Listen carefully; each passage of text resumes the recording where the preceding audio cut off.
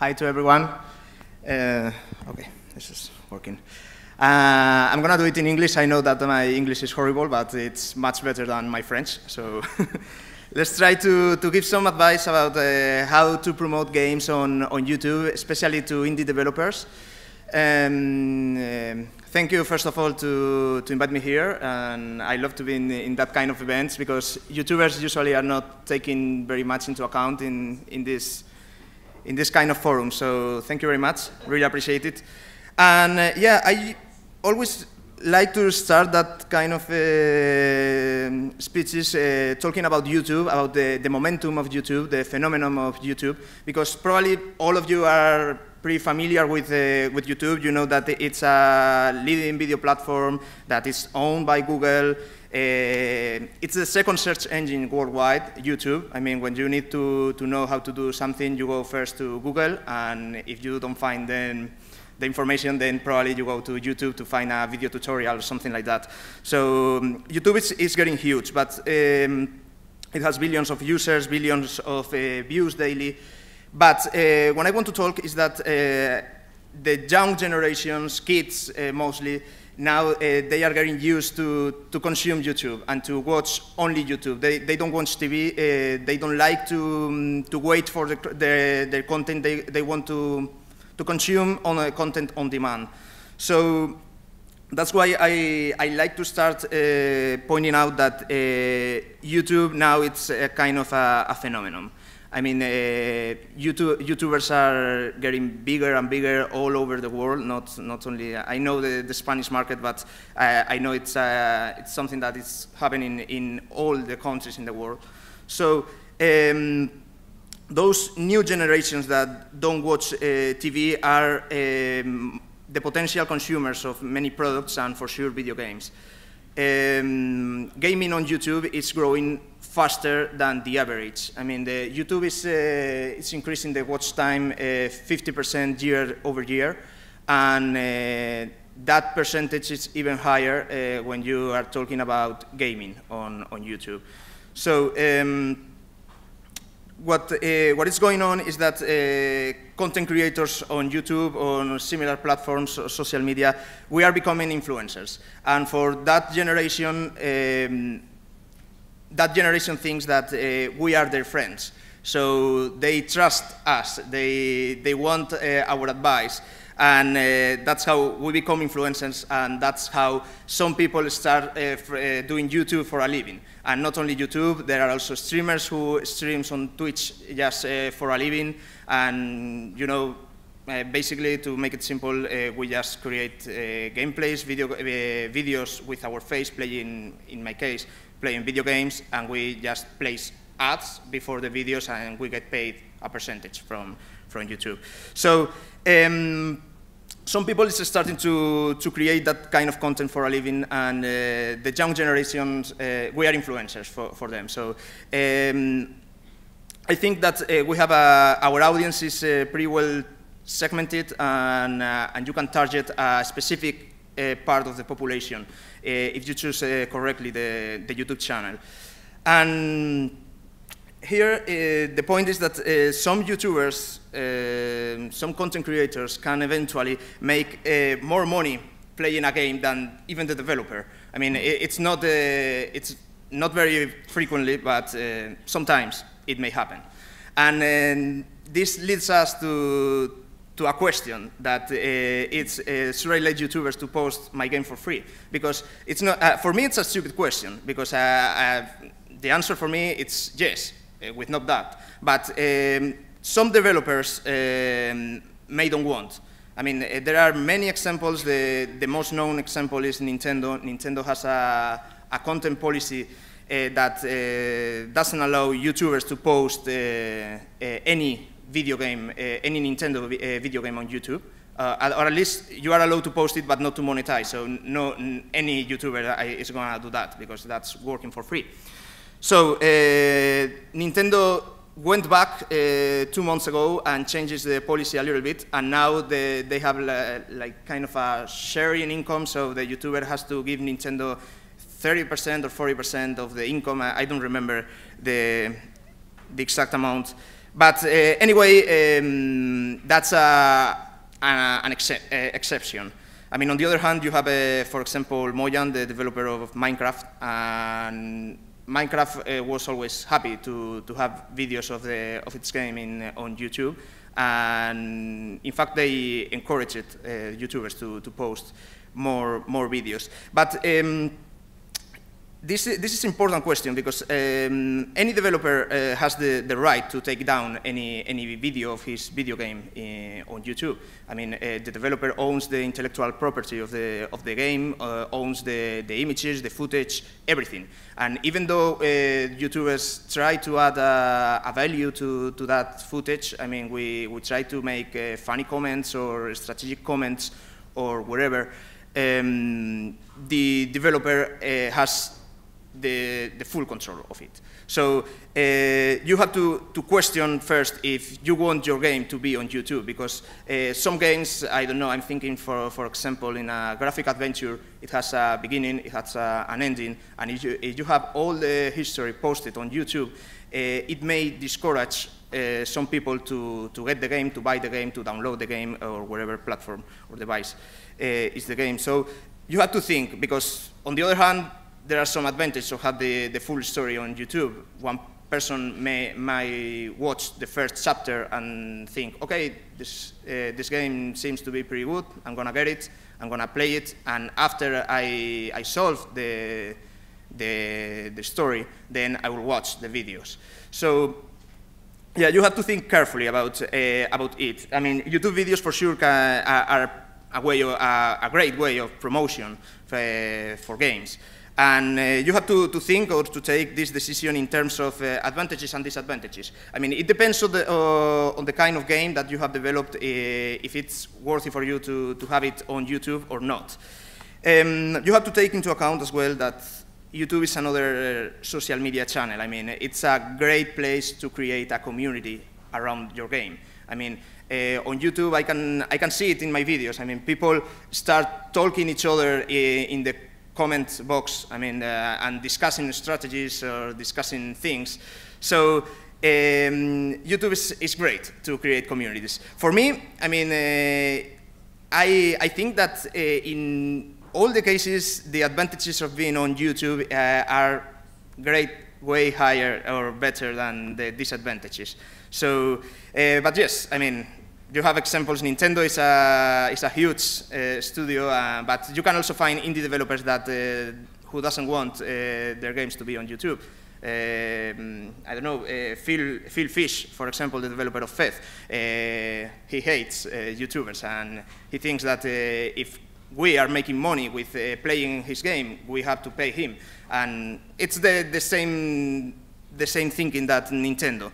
And for me, I think that Minecraft Mojang is the right answer. But anyway, if you decide no, yeah, then probably you won't find useful the rest of the speech. But if you think that it would be great, or at least an opportunity to be on YouTube, then the next question is, how can I make YouTubers to play my game on YouTube? I mean, and it's so difficult, it's impossible to give a general answer to this question. I mean, there is no magic solution that, well, money is the magic solution. I mean, you can pay a YouTuber and he will post the video. But apart from that, there is no magic solution. What I've done is I've written down 3 rules that I think that might be useful for you to bring your games to YouTube, to the platform. So first of all, is you have to think that it's not free. It's not going to be free. I mean, with few exceptions, it costs you something. I mean, not necessarily money. No, you don't have to pay cash in all the times, but you will have to give the YouTuber a value or something that that makes him to post your video.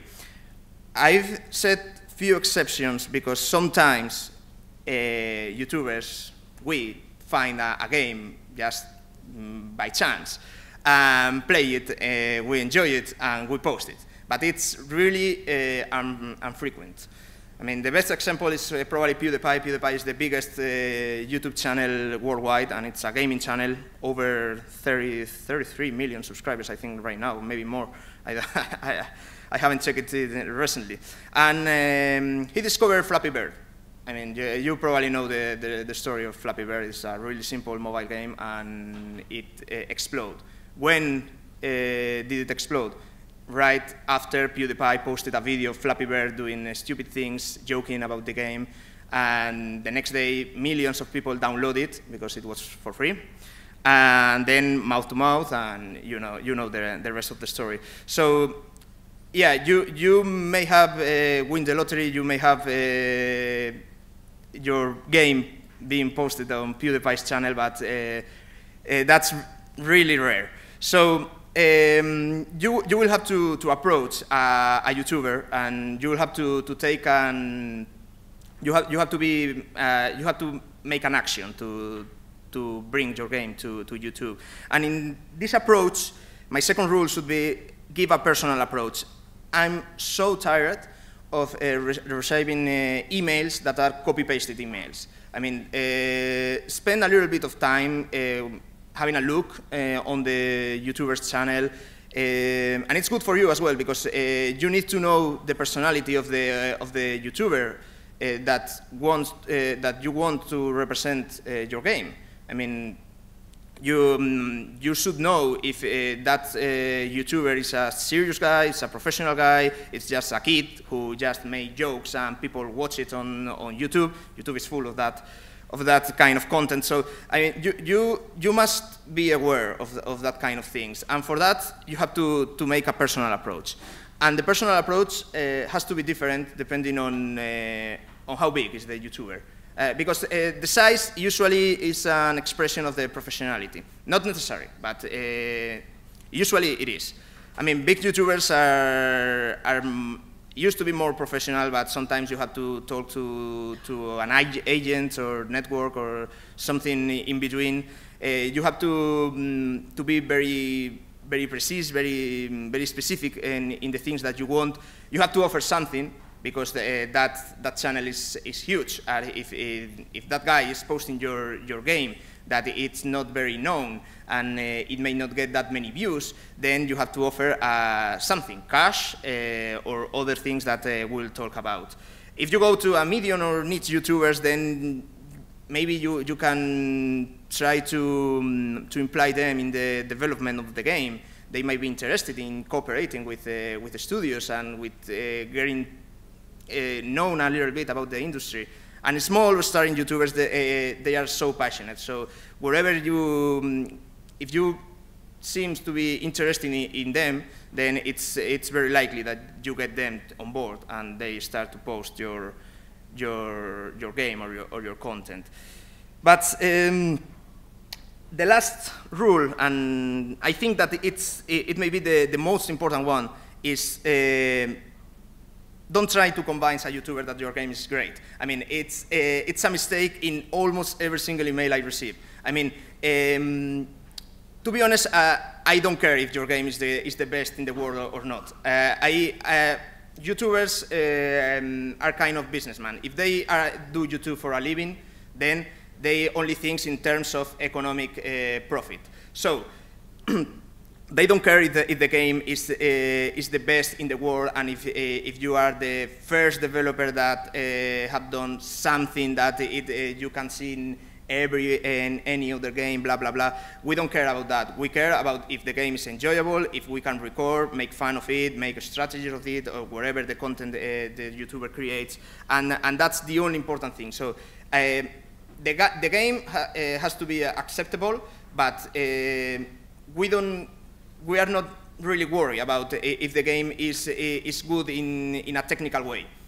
That's not that shouldn't be the core of the email or the core of the contact of the first approach to a YouTuber. So once you have those rules pretty clear, then you can start bringing your game to YouTube, the approaching to YouTubers. First of all, you have to do some paperwork with your lawyers. I mean, I told you before that all the intellectual property of the game is yours, is from the developer. You have to save that. I mean, you have to include that in the terms of the service.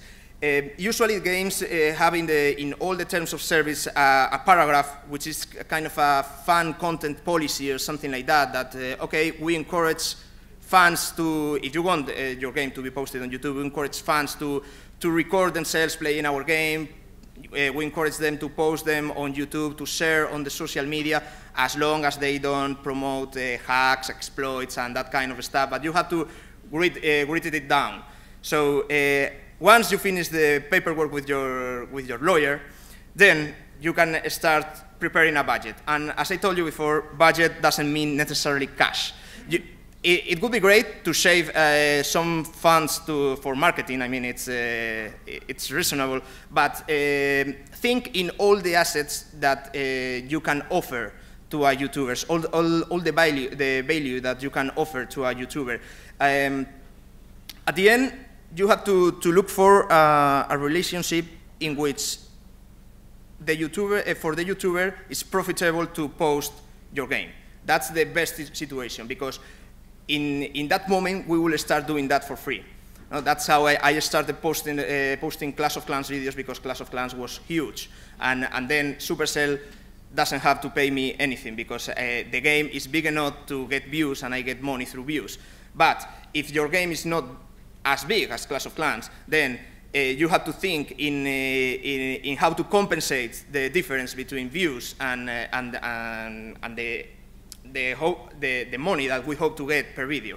So to pay that, you can pay cash. You can involve the YouTuber in the development of the game. We love to collaborate if we have time. So that's a way. You can fly YouTubers to an event, that kind of stuff. I mean, think that you have many more things to offer than just cash.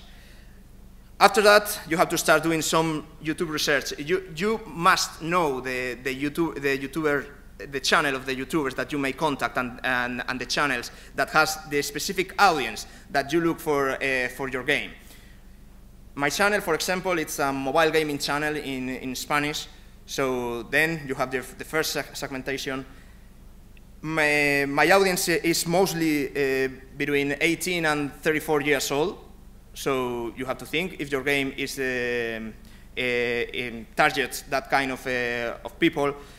Most of my audience are male, 90% I think they are male. So you have to take all of those things into account. This is not public information, but you can have an idea if you do some research, if you watch a bit the videos, the comments, how are the expressions of the YouTuber, that kind of stuff. After that, then you have to do the personal approach and offer the specific value that you can offer that YouTuber. If you think that guy is a professional one, he likes to get involved with the industry, he posts too many independent games, that then probably you can offer some kind of collaboration, some kind of advice, feedback, beta testing, that kind of things. If he's just making jokes of games, then probably he will prefer money, because it's kind of a show, his channel. So you have to think in all of these things. But at the end, you have to set a win-win relationship. I mean, you have to help us to make more money playing your games, and that's it. And it's very simple. I mean, you can develop an in-game feature to share our content in the game, so to help us to grow our audience, for example, is a good way to avoid paying cash. I mean, there are many examples. For me, I've worked with few companies, and I can give you real examples from big studios to small ones. Supercell, my main YouTube channel in Spain is over 1 million subscribers, and it's only Clash of Clans and Clash Royale related, only Supercell games. And Supercell, what they do is they fly me to Helsinki sometimes, and they show me the next updates, the next content that the game is gonna have. And I can give some feedback, and then they send me sneak peeks, kind of exclusive content before the update. So I post that on YouTube. It explodes on views. I get money for that, and Supercell gets promotion of its game. So it's a perfect relationship. Super Evil Megacorp, I've worked with them. They are the developers of Vainglory. And the first contact was, hey, do you want to post a video about our game? And I will give you for free a cool headphones to give away to your audience. And I was, okay, yeah, it's for free for my audience, so they will like it. So I did it, and the week after, they contact me, hey, do you want to come to San Francisco and meet us? And I was, yeah, for sure. And I went to San Francisco, and now I'm going with them to many esports events, and I'm trying to post videos or streams, but I'm not getting paid per video. It's a stronger relationship. Space Ape, with the Space Ape, I had some deals, and those are kind of income per install, cost, CPI. So it's another way to have a deal. I think it's way better the Supercell or Super Evil Megacorp way, but sometimes if you pay, it's way better. Republic Labs is a small studio in Spain, and when I was really small, they invite me to a developer event like this one, and I was pretty happy to listen all the people, meeting many indie developers. So that's another way to approach small YouTubers, because you will make them feel important, and that's a good way to start. After that, I start posting some videos of Republic Labs games. So, I mean, it's really cheap. It's only a train ticket, and you get a video, probably. I mean, there's nothing signed. And then, well, some indie games, Mechanical, Rios Dalis, those are made by two guys in Spain, Mechanica, and I love this graphic adventure, and I just post it, and the developers just send me all the graphic assets, which is very important to make thumbnails and videos and so on. And Los Rios Dalis was pretty much the same. So, I mean, there are many different ways to approach a YouTuber, and there is no right answer that how can you succeed every single time. But yeah, I try to give some examples, some ideas, and hopefully you can interact way better with us in the future. If you have any question, for sure, don't hesitate in doing it. And if you want to contact me, my email is right there, so just feel free to email me or Google me on YouTube or Google, and you will find the email as well. So thank you very much.